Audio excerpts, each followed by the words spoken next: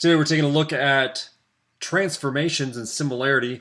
When I was younger, I really wanted to be an architect, and I thought it'd be a really cool job because as an architect, you get to draw some plans, and then someday someone would turn those plans for either a house or a building into something much larger. And your plans are two-dimensional. You either make them on paper or you can sketch them on a computer, and somebody comes along and builds it and turns your imagination into something real. I always thought that'd be a cool idea. Well, the same thing kind of happens here is that we are going to be drawing some plans, and if we use dilations and scale factors, basically those small things are going to become much larger, while the large things become much smaller. It's one application of similarity that we use in the real world.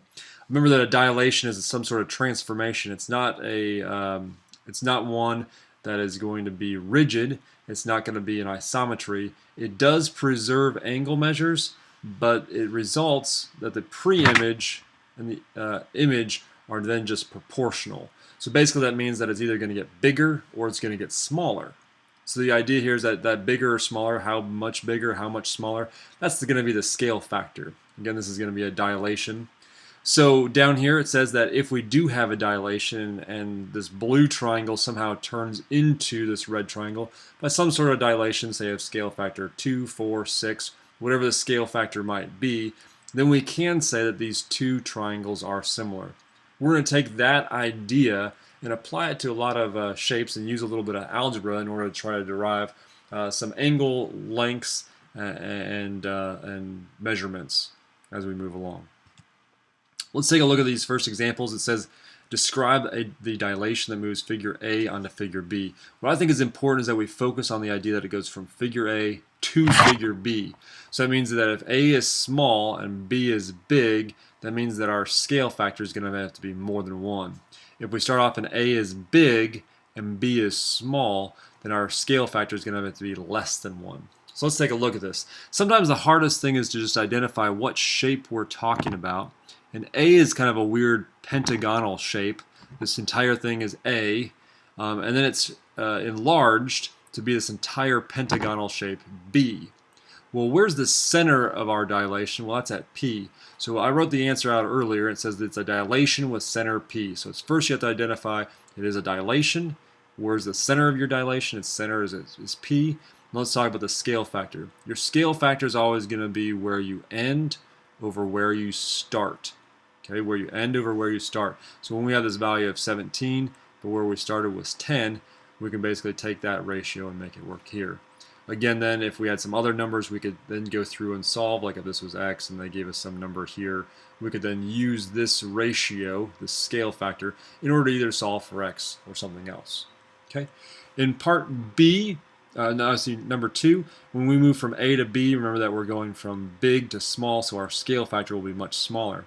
We have a hexagon getting to be a smaller hexagon. The idea here is that we have our center at O, so it's a dilation with center O this time. And a scale factor, where do we end? We end at 3. Where do we start? We start at 5. So dilation with center O with a scale factor of 3/5. Number 3 is a little tricky in a different way. If we notice the entire length of this bottom side here is going to be 40, I think that's going to help us quite a bit. So this entire length is 40. We move from A to B, so we're going to be getting bigger. Our center is going to be at Q, so we have a dilation with center Q. And where do we end? We end with 40. That's the entire length. Where do we start? We start at 30. We simplify this fully, and we should have a scale factor of 4/3. A lot of people see this 10, this 30. They'll simply write 10 over 30, and they'll get an answer of 1/3. That actually means we would have gotten smaller, which is definitely not the case here. Okay, so again, a dilation with center, you need to identify the center and its scale factor and fully simplify your scale factor. It's always where do you end over where do you start. Let's try these examples. It says a dilation is used to move figure A onto figure B. Again, make sure that you go in that order, solve for x. Okay, the first one's pretty easy. We're moving from A to B. We need to find some sort of scale factor first. So where do we end over where do we start? So we always pick some value from where we end, which is B. So in this case, that'll be 10 centimeters over where do we start. That's 5. So our scale factor, fully simplified, is 2:1. We then use that ratio in order to solve for our variables. So that's 3 and x. These are corresponding parts of similar figures. We then cross multiply. We have 3 equal to 2x. Divide both sides by 2. And x simply equals 1.5 centimeters. A lot of students will take a shortcut here. They'll say, well, if 10 goes to 5, that means it's being cut in half. 3 cut in half is just going to be 1.5 centimeters. And if you're on a rush on a test, not a bad idea to use that shortcut. I don't think that's terrible. Over here, we're moving from A, which is the big triangle, to B, so our scale factor is going to be less than 1. Again, we'll go with where do we end, where do we start, something like that. So we'll pick some value that corresponding values that we have in common. So I'll say the 10 and the 15. 10 and 15, which gives me a scale factor of 2/3 when I simplify the fraction. I then apply the same things. Where do I end? I end at 12. Where did I start? I started at x. I cross multiply, that'll give me 36 equals 2x. When I divide by 2, x is going to equal 18 inches. Okay, and then you kind of look at your picture sometimes and say, well, that's 10 and 15. Well, that's definitely getting bigger. It's like 1.5 times bigger. And then this is 12 to 18. Oh, that's like 1.5 times to get that value as well. Number 3 is a little bit more tricky because if we look at it, it's a trapezoid, and this is our base, and this is our other base. But that base is the bottom of the top piece, so you're like, oh man, this gets a little more complicated. So where do we end? Let's talk about the bases. That'd be 16 is the bigger one. Where do we start? Is at 12. We simplify this and we have 4/3. So our scale factor is 4/3. It does get bigger, so I did that right. I then have to pick out, using 4/3, I have to find some sort of other way to describe this.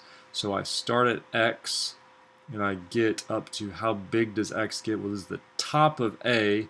Well, what's the top of B? The top of B is 12. Okay.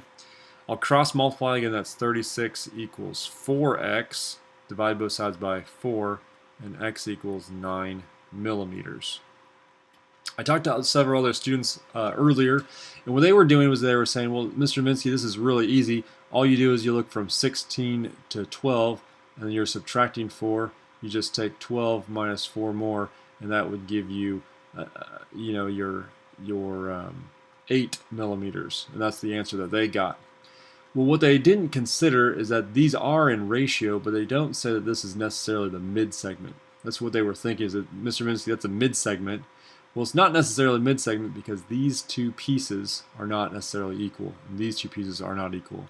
In fact, if you look at it, there's going to be a ratio of 4/3, so this is actually a time and a third bigger than this piece right here. So be careful with that. Don't jump to too many conclusions as you're working on this. We're using scale factor for a reason. Next concept here is that we're going to be combining dilations and rigid motion. So the idea is that if we start here, we can actually shrink to become this shape.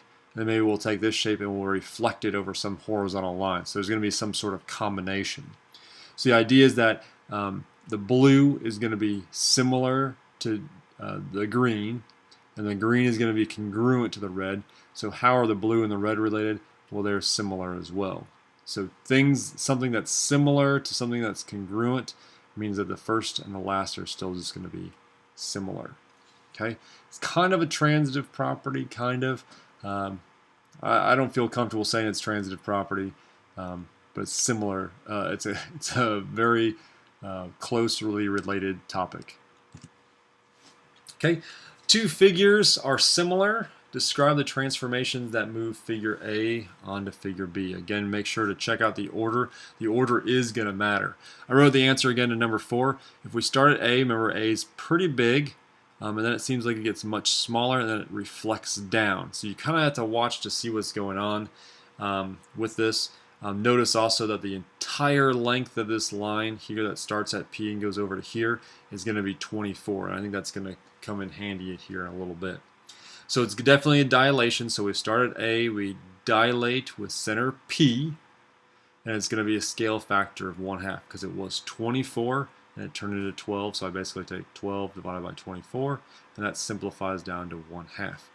And then there's a reflection over. How do you describe how it's reflected? It's reflected from up here down to here. So it's a reflection over a horizontal line through P. So the line itself goes through P. Up here we're describing the center of the dilation, which is center P.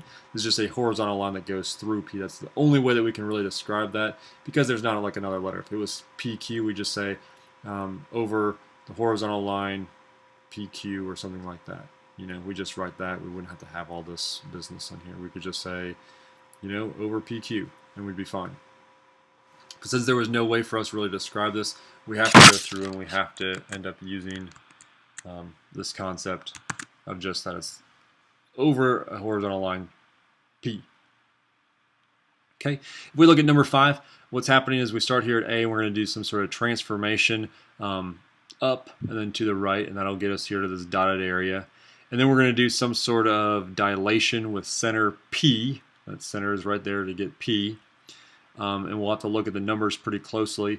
Where we end up is we end up with 8, and we started with 18, so it's going to be a dilation of 4/9.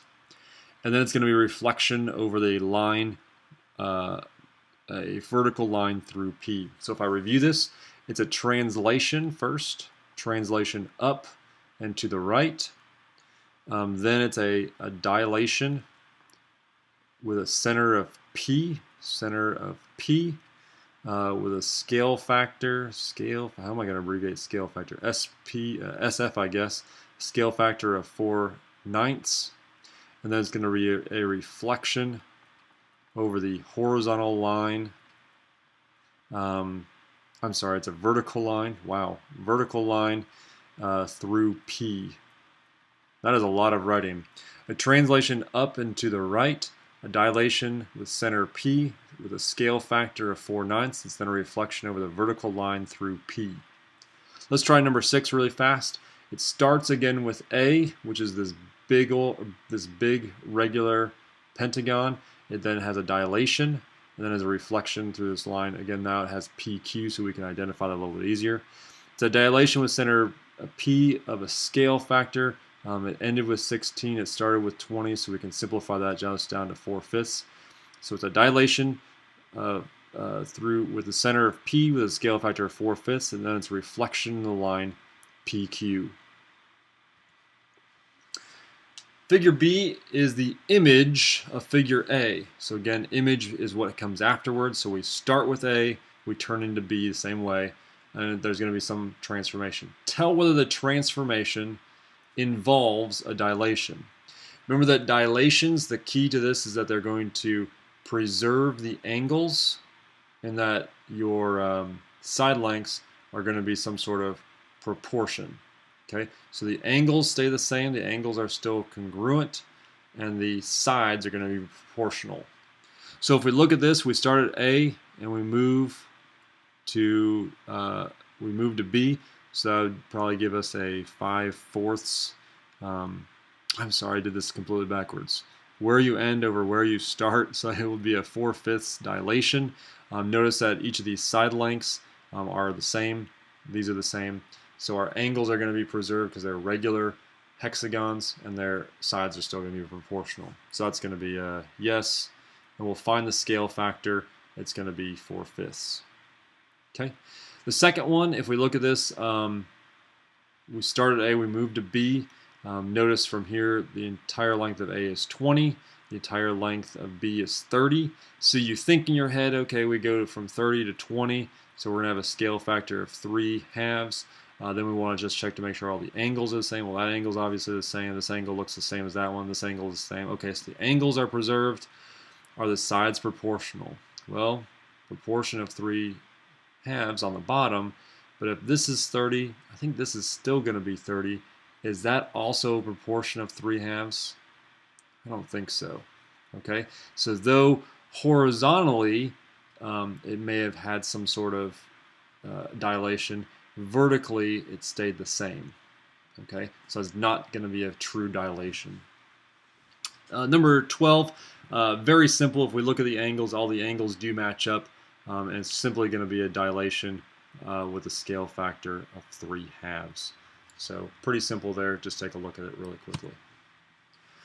Since coordinates of the vertices of a pre-image and image are given, I think the book could have done a better job of maybe telling you that A matches up with P, B with Q, C with R in some way. Describe the transformations. It does say that there could be more than one that move the first figure onto the second.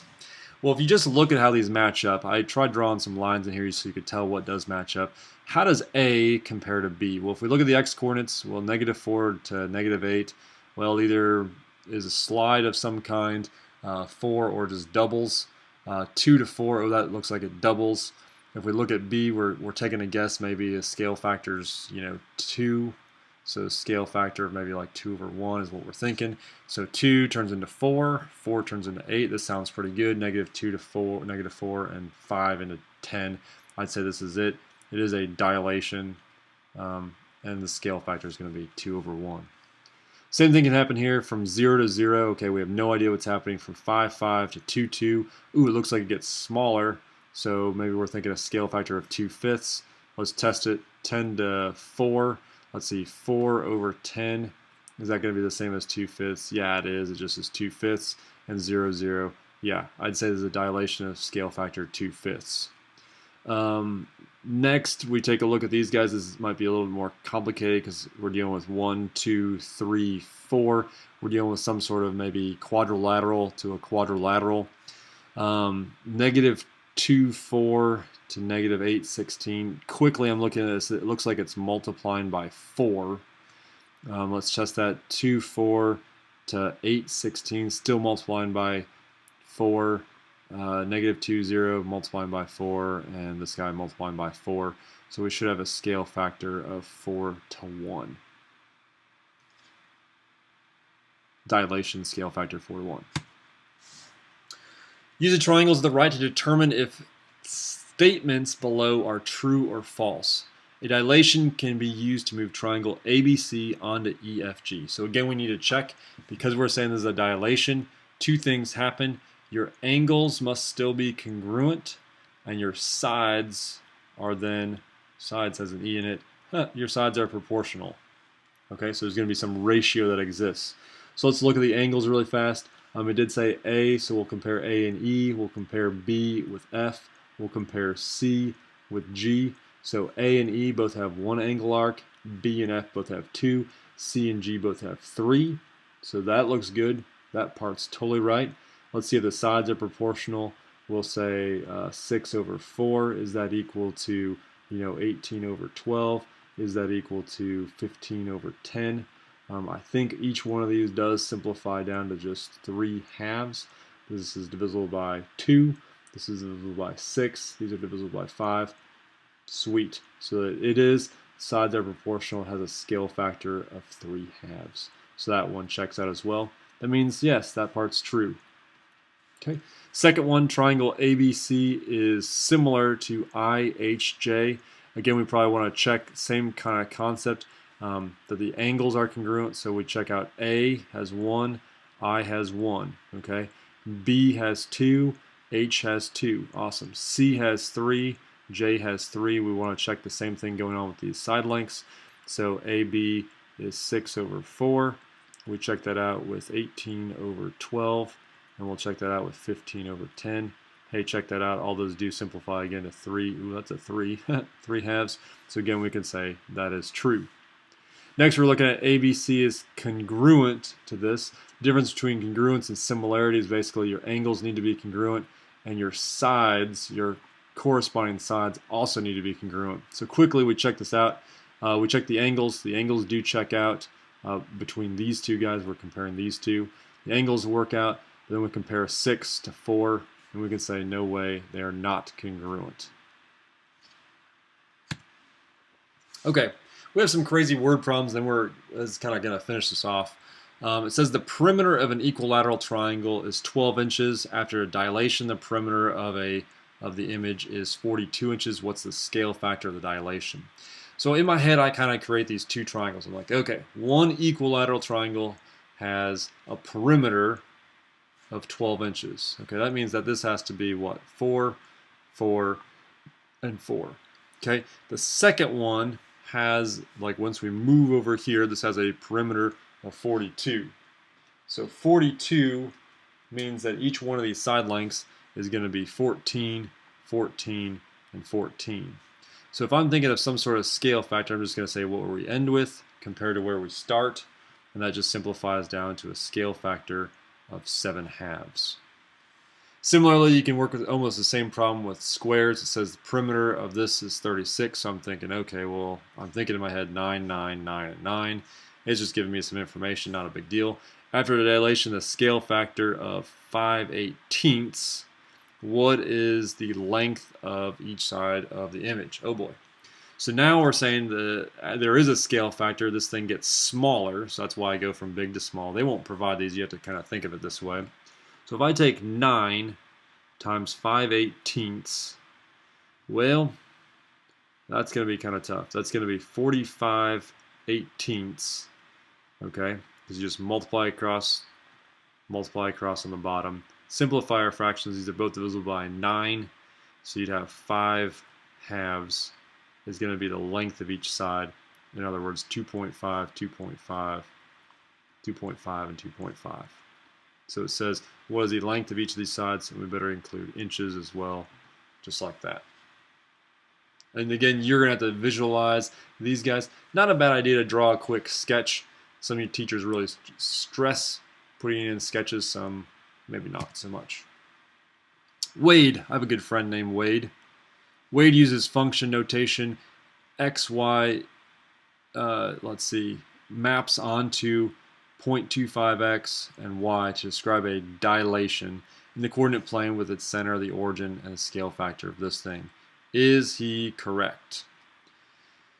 Well, a dilation is going to affect things both in the x and the y. I would say for him to have this work for the scale factor, he had to affect both of them. So to make this 0.25x and 0.25y. So I don't think he's correct. I'm going to say no, Wade should have used this. A movie is projected onto a screen. A dilation occurs. Suppose the width of the film for the movie is a 35mm. So it starts off, oh boy, if I can draw a movie camera, this is not going to be good. What does that look like?